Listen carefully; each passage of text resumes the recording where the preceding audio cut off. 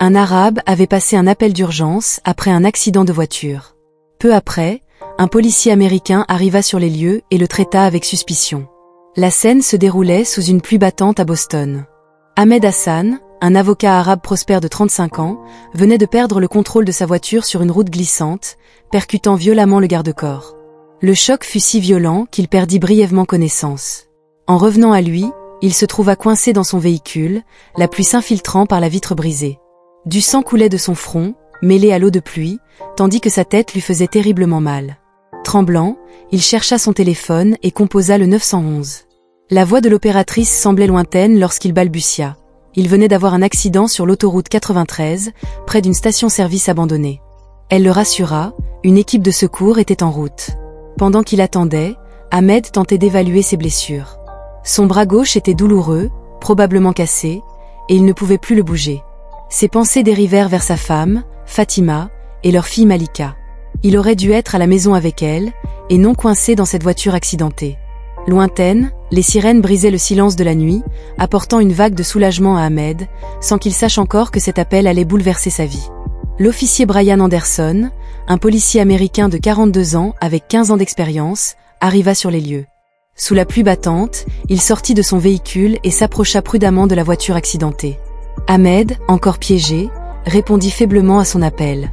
En voyant Ahmed ensanglanté et désorienté, l'attitude de Brian changea instantanément. Son regard se fit plus dur, et son ton, froid et accusateur, ajouta à la confusion d'Ahmed.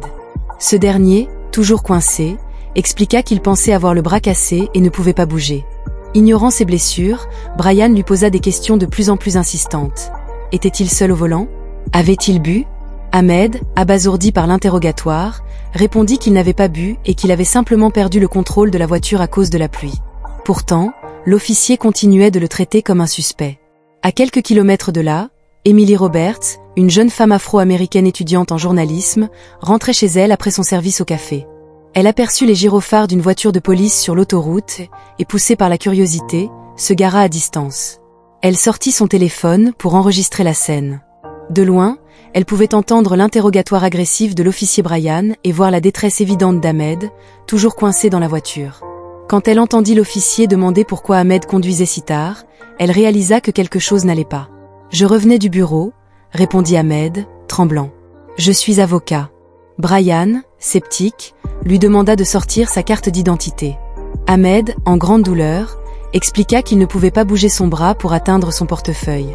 Emily, horrifiée, continua de filmer. Elle ne pouvait pas croire qu'un homme blessé se voyait refuser l'aide médicale dont il avait besoin. Ne pouvant plus rester silencieuse, Emily diffusa la scène en direct sur ses réseaux sociaux.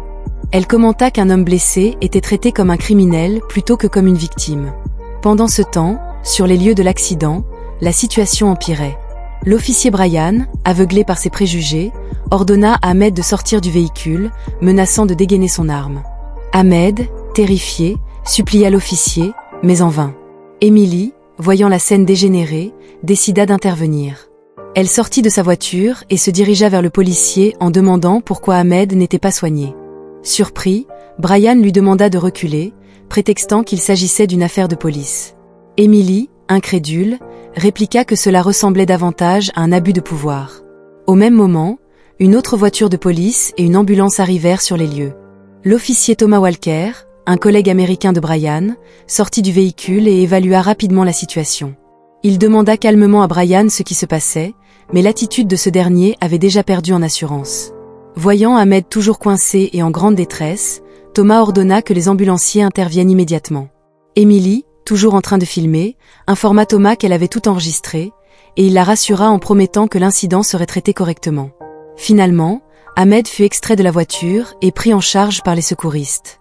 Pendant ce temps, la vidéo d'Emily était déjà devenue virale, déclenchant une vague d'indignation dans toute la ville de Boston, qui allait résonner bien au-delà des événements de cette nuit fatidique. La vidéo d'Emily, montrant l'injustice subie par Ahmed de la part de l'officier Brian, s'était propagée comme une traînée de poudre. Cela avait déclenché des protestations massives et des débats enflammés sur la discrimination raciale et la réforme de la police. Après s'être remis de ses blessures physiques, Ahmed Hassan avait décidé d'utiliser son expérience et ses compétences juridiques pour militer en faveur d'un changement systémique. Il était devenu la figure de proue d'un mouvement croissant pour la réforme policière à Boston. Ce qui m'est arrivé ne peut plus continuer à se produire, avait-il déclaré dans une interview percutante. Nous avons besoin d'un système qui protège et sert tous les citoyens de manière égale, quelle que soit leur origine ou la couleur de leur peau. Pendant ce temps, l'officier Brian Anderson faisait face aux conséquences de ses actions. Suspendu de ses fonctions et sous le coup d'une enquête interne, il se retrouvait forcé de confronter ses propres préjugés et de mesurer le tort qu'il avait causé. Quant à Emily Roberts, la jeune femme qui avait filmé la scène, elle était devenue une voix importante du journalisme citoyen. Son courage en documentant l'incident et en intervenant lui avait ouvert la voie à une carrière prometteuse dans le journalisme d'investigation. Sous une pression publique intense, le département de police de Boston avait annoncé une série de réformes. Une formation obligatoire sur la diversité et les biais implicites pour tous les agents, une révision des politiques de recours à la force, ainsi qu'un conseil de surveillance civile faisaient partie des changements proposés. Pourtant, le changement le plus significatif se produisait dans le cœur et l'esprit des gens. Des conversations difficiles, mais nécessaires, s'engageaient dans les foyers, les écoles et les lieux de travail à travers toute la ville. Les habitants étaient obligés de s'interroger sur leurs propres attitudes et préjugés, alors que Boston tentait de panser ses plaies. 6 mois après l'incident, dans une salle de conférence du centre-ville, 2 hommes de Boston étaient assis face à face. L'atmosphère était lourde de tension et d'attente. D'un côté, Ahmed Hassan, portant encore les cicatrices visibles de l'incident, affichait un regard déterminé. De l'autre, Brian Anderson, qui n'était plus en uniforme. Au début, Ahmed avait résisté à l'idée de rencontrer l'homme qu'il avait si injustement traité. Quant à Brian, rongé par la honte et le remords, il avait hésité à plusieurs reprises à venir. Pourtant, tous deux savaient que ce moment était nécessaire, non seulement pour eux, mais pour toute la communauté. « Monsieur Hassan », commença Brian, la voix tremblante.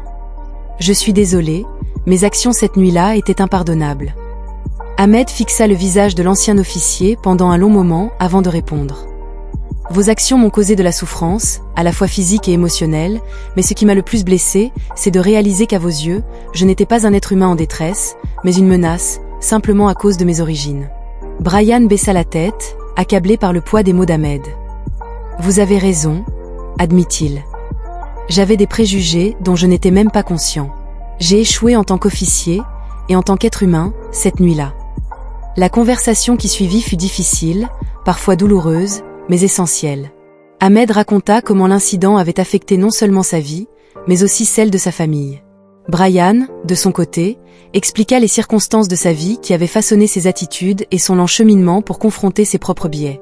Au fil des heures, un changement inattendu se produisit. La tension dans la pièce diminua, laissant place à une compréhension mutuelle grandissante.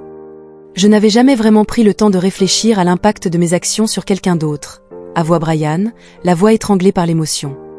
J'ai cru pendant des années que je faisais la bonne chose en protégeant les gens, mais cette nuit-là, j'ai fait exactement l'inverse. Ahmed hocha lentement la tête. Tu sais, Brian, j'ai passé beaucoup de temps à être en colère, contre toi, contre le système, contre le monde.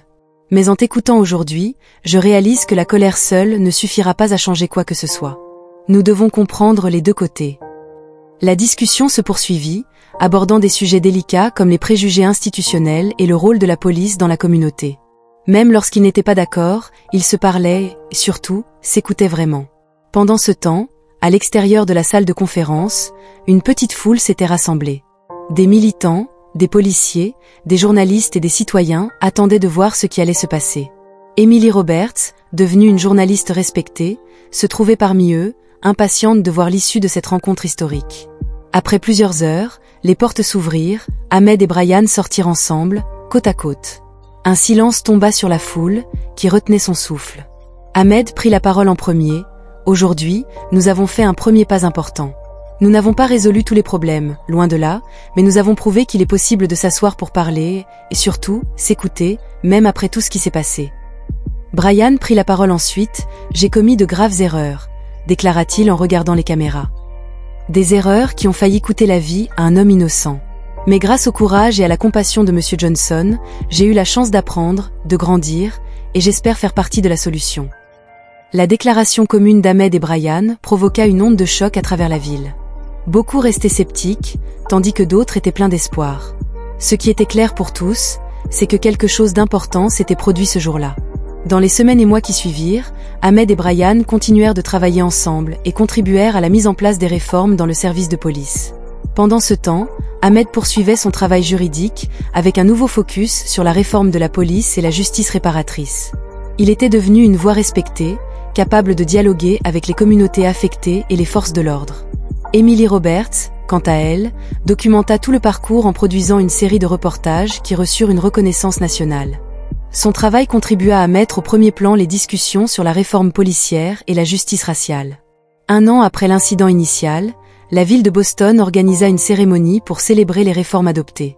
De nouveaux protocoles de formation, une plus grande diversité dans les recrutements, et un système de contrôle civil robuste n'étaient que quelques-unes des réformes mises en place. Lors de cette cérémonie, Ahmed et Brian montèrent sur scène ensemble. La vue de ces deux hommes, autrefois adversaires, maintenant alliés dans la quête de justice, émut profondément l'audience. « Ce qui m'est arrivé ne devrait arriver à personne », dit Ahmed dans le microphone. Mais de cette tragédie est née une opportunité de changer, de grandir, et de construire une communauté plus juste et plus sûre pour tous. Brian prit ensuite la parole. « J'ai représenté le pire du système, mais grâce à la compassion d'Ahmed et à la volonté de notre communauté de confronter des problèmes difficiles, nous avons une chance de représenter le meilleur. Ce n'est que le début de notre chemin. » Alors qu'ils se serraient la main, le public éclata en applaudissements. Beaucoup avaient les larmes aux yeux, y compris Emily. Cela montrait qu'il était possible, même dans les circonstances les plus difficiles, de progresser grâce à la compréhension mutuelle et à une réelle volonté de changement. Alors que la cérémonie touchait à sa fin et que les gens commençaient à se disperser, une détermination partagée de construire un monde meilleur unissait tous les participants. Emily, en observant cette scène, sourit. Elle savait qu'il restait encore beaucoup à faire et de nombreux défis à surmonter, mais à ce moment précis, dans cette ville qui avait traversé tant d'épreuves, un sentiment palpable d'espoir régnait dans l'air. 4 mois après cette cérémonie mémorable, Boston continuait son chemin vers la réconciliation et le changement. Cependant, comme dans tout processus de transformation, des obstacles subsistaient. Bien que la ville eût entamé une série de réformes, de nombreuses tensions demeuraient au sein de certaines communautés et au sein des forces de police. Des sceptiques, de part et d'autre, se demandaient si ces efforts allaient vraiment aboutir à un changement durable. Ahmed Hassan, devenu une figure publique nationale, voyageait désormais à travers le pays, prenant la parole dans des conférences, des universités et devant les médias. Sa voix était devenue celle de la justice réparatrice et de la réforme institutionnelle. Malgré cette nouvelle notoriété, il restait profondément enraciné à Boston, où son combat pour une véritable transformation n'était pas terminé. Il passait de longues heures à collaborer avec des activistes, des responsables de la police et des législateurs pour affiner et mettre en œuvre des politiques qui pourraient servir de modèle à d'autres villes. Malgré les progrès, un incident choquant vint tester les fondations fragiles de la paix naissante. Un soir d'été, une altercation éclata dans un quartier sensible entre un jeune homme afro-américain et une patrouille de police. Les circonstances de l'événement étaient floues, mais une vidéo filmée par un témoin montrait des policiers utilisant une force excessive. La ville se retrouva rapidement plongée dans une vague de colère. Des manifestations éclatèrent de nouveau, et la tension monta d'un cran. Ahmed, se trouvant à Washington à ce moment-là, revint immédiatement à Boston. Il savait que cet incident pouvait faire basculer les avancées, laborieusement acquises vers une recrudescence de la violence et de la méfiance. Il contacta Brian, espérant que leur alliance pourrait servir de médiateur dans cette nouvelle crise. Lorsqu'ils se retrouvèrent face à face, Ahmed sentit l'inquiétude dans les yeux de Brian. « Cela recommence », dit ce dernier, visiblement accablé. « J'ai peur que tout ce pourquoi nous avons travaillé s'effondre. »« Rien n'est simple, Brian », répondit Ahmed d'une voix ferme mais calme. « C'est justement dans ces moments qu'on doit tenir bon. Nous avons réussi à parler, à comprendre et à avancer. Maintenant, c'est à notre communauté de faire de même. Mais on doit leur montrer la voie. » Quelques jours plus tard, Ahmed et Brian, aux côtés d'Emily, organisèrent une réunion publique dans un centre communautaire du quartier concerné par l'incident. Ils s'adressèrent à une foule composée d'habitants, de policiers, de militants et de journalistes. L'atmosphère était électrique, pleine de frustration et de désespoir. Beaucoup ne croyaient plus à la possibilité d'un changement réel. Ahmed prit la parole en premier. « Je sais que vous êtes en colère », commença-t-il, sa voix résonnant dans la salle. « Je sais que vous avez l'impression que rien n'a changé. Mais je suis ici pour vous dire que ce n'est pas le cas. Il y a encore du travail à faire, c'est vrai. Mais regardez autour de vous. Nous sommes ici, tous ensemble pour en parler, ce n'est pas rien. » Brian prit le relais, conscient que ces mots seraient difficiles à entendre pour une partie de l'audience. « J'ai été de l'autre côté, dit-il honnêtement. J'ai été un policier qui croyait qu'utiliser la force et les préjugés était une solution. J'avais tort, et j'en ai payé le prix. Mais je suis ici aujourd'hui pour vous dire que ce système peut changer. Nous devons travailler ensemble, sinon nous échouerons tous. Émilie, toujours l'observatrice, captait chaque moment, chaque émotion. Elle savait que ce n'était pas un simple événement parmi d'autres. C'était un autre tournant dans la longue lutte pour la justice. Au fil des semaines, l'enquête sur l'incident de l'été fut approfondie et des mesures correctives furent prises. Cette fois, au lieu d'aggraver les tensions, les réformes adoptées précédemment, les dialogues constants et les efforts de réconciliation avaient porté leurs fruits. Le jeune homme blessé reçut justice, les policiers impliqués furent suspendus, et la ville, bien que toujours marquée par des divisions, commençait à apprendre à guérir ses plaies plus rapidement. 1 an après cette seconde crise sur le racisme, Boston organisa une grande conférence nationale sur la réforme policière et la justice raciale. Des personnalités de tout le pays y assistèrent. Ahmed Hassan et Brian Anderson, en tant qu'invités d'honneur, partagèrent leur histoire avec une nouvelle génération de militants, de policiers et de décideurs. Emily Roberts documenta chaque instant, consciente que leur histoire n'était pas un simple chapitre, mais un livre encore en cours d'écriture. Le chemin vers une société juste et équitable était long et sinueux, mais à travers le travail d'Ahmed, Brian, Emily et tant d'autres, une lumière brillait désormais au bout de ce chemin. Et alors que les gratte-ciels de Boston se dressaient sous un ciel embrasé par le coucher de soleil, la ville, marquée par des décennies de lutte, semblait, pour la première fois depuis longtemps, réellement prête à avancer. Alors que l'année s'écoulait après cette seconde crise, Boston se trouva enfin à un carrefour décisif. Grâce aux efforts constants d'Ahmed Hassan, Brian Anderson et Emily Roberts, la ville s'était lentement mais sûrement reconstruite sur des fondations plus solides. Mais chacun savait qu'il restait une dernière étape, celle de la réconciliation véritable et de l'unité au sein des forces de l'ordre et des communautés. Une grande cérémonie de clôture fut organisée au Boston Common, le parc central de la ville. Des milliers de personnes se rassemblèrent, des familles, des policiers, des activistes et des journalistes. Le moment était à la fois empreint d'une émotion intense et d'un sentiment de soulagement. Emily, qui avait suivi chaque instant de ce long voyage, monta sur scène pour les mots de clôture. Cette histoire avait commencé par une tragédie et par une nuit d'injustice. Mais aujourd'hui, nous sommes témoins de quelque chose de rare. Nous sommes témoins de ce que la compassion, la détermination et la volonté de changer peuvent accomplir. Ce que nous avons vu ici, ce n'est pas simplement une réforme des institutions, mais une transformation des cœurs. Ahmed et Brian furent appelés une dernière fois sur scène, côte à côte, comme ils l'avaient fait il y a 1 an, après leur première réunion historique. Cette fois, cependant, la foule n'était pas dans l'attente, mais dans la célébration. Ils avaient prouvé que, malgré les divisions, la colère et la peur, il était possible de créer quelque chose de meilleur. Ahmed prit la parole une dernière fois. Ce que nous avons construit ici à Boston, c'est un modèle pour l'avenir. Cela ne signifie pas que nous avons tout résolu, loin de là. Mais nous avons montré que le dialogue, l'écoute et la volonté de réparer ce qui est brisé peuvent nous mener vers une société plus juste. Je suis fier de cette ville, de chacun d'entre vous, et je suis convaincu que l'histoire que nous écrivons ensemble ne fait que commencer. Brian, ému, serra la main d'Ahmed avant de prendre à son tour la parole. Ce que nous avons fait ici, nous l'avons fait ensemble. Grâce à vous tous, nous avons une chance de prouver que même après les erreurs les plus graves, il est possible de changer, d'apprendre et de contribuer à un monde meilleur. Je sais que nous ne sommes pas parfaits, mais aujourd'hui, je suis plein d'espoir. Et cet espoir, c'est grâce à vous que je l'ai retrouvé. Alors que la foule se levait pour applaudir, des larmes coulaient sur de nombreux visages. Il ne s'agissait pas de célébrer la victoire d'un camp sur un autre, mais de reconnaître que l'unité et la compréhension étaient possibles. Cette nuit-là, alors que les lumières de la ville scintillaient dans l'obscurité, un sentiment de paix régnait enfin sur Boston. Le chemin avait été long, ardu et parfois douloureux, mais il avait conduit à un endroit de réconciliation véritable. Et alors que le vent doux du soir passait sur les rues pavées de la ville historique, il portait avec lui un message. Le changement n'est jamais facile, mais lorsqu'il est guidé par le courage, l'humilité et l'espoir, il peut conduire à un avenir plus juste et plus lumineux. Merci d'avoir regardé et à la prochaine dans une nouvelle histoire émouvante.